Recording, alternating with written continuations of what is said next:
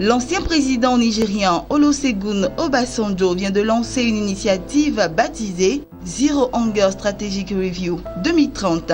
Le programme vise à mettre un terme à la faim au Nigeria d'ici 2030. Outre l'éradication de la faim, l'initiative a également pour but l'atteinte des objectifs de développement durable des Nations Unies, d'améliorer la nutrition, d'assurer la sécurité alimentaire et de promouvoir une agriculture durable.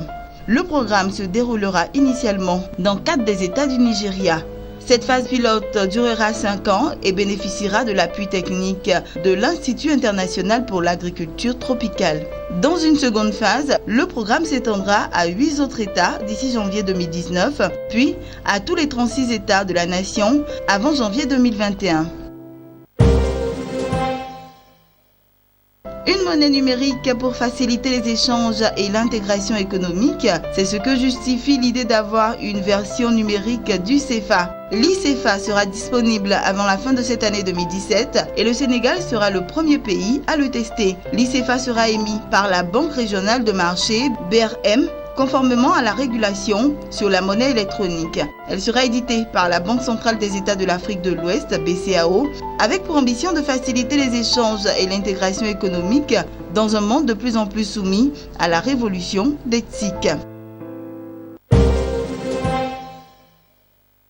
La Banque africaine de développement BAD a annoncé dans un communiqué avoir accordé au Gabon un prêt de 200 millions d'euros destiné à aider ce pays à faire face à la baisse des prix du pétrole et à promouvoir la diversification de son économie. Ce prêt est le premier de 2 programmes d'appui budgétaire général couvrant la période. Il vise à soutenir le programme d'appui au renforcement économique et financier, dont l'objectif est de relancer la croissance économique en renforçant la viabilité des finances publiques et la transformation structurelle de l'économie dans un contexte marqué par la récente baisse des prix du pétrole qui a fortement affecté l'économie du pays.